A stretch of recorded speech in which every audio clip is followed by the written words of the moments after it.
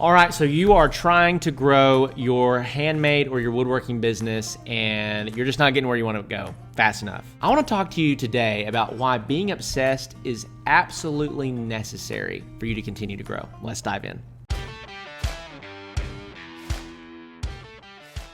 All right, well, welcome back to the channel. Welcome back. As always, so grateful for you. I hope that you're crushing it out there. I hope that you're doing good. You look good. Hopefully you smell good. I don't know. I can't smell you. And I actually can't see you either, so I lied about both those things. But nevertheless, I'm glad that you're here. And so today, I want to talk to you about why being obsessed about your goals and your business is actually really important. And this is one of those things that society, we're constantly in this wrestling match with society on. Anybody that uses the word obsessed automatically has a negative connotation to it, right? But here's the truth, okay? When we look at the world, when we look at people in our friends group or people that we do life with, and we look at people that have normal lives, they're really not obsessed about anything. They might be obsessed about their hobbies, maybe golf, or maybe collecting records or something like that. But people that obtain high levels of success in their life, you find obsession with all those people. You find that they were willing to sacrifice in short-term increments for long-term gains. So when I say that, I'm not talking about they sacrifice their family or sacrifice their time with their children or sacrifice their marriage or anything like that. There are a lot of people that did that and they got really successful and got divorced and, don't talk to their kids. I'm not interested in that. But they ruled out everything else. So what are the things that I need to absolutely take great care of? But then on the other side of that, what are the things that are just a waste of my time based on this season of life? This is really hard because a lot of us, we have a lot of hobbies. There's lots of fun things that I love to do. I love to hunt. I love to fish. I love to go play golf. I love to travel. There's so many things that I love. But what I realized was that I'm in a phase of life right now that I need to be willing to sacrifice a lot of those things in order to grow my businesses, in order to grow my ministries, in order to grow my relationships and my influence, okay? Now, there will come a day when I will have grown all of these things, and that will now support me being able to take more time off, me being able to travel more, to hunt more, to fish more, to take more family vacations, to go play more golf, to do all the things that I love to do, right? But for now, obsession is what is actually going to get me there. Listen, you're never going to get where you ultimately want to go without obsession today.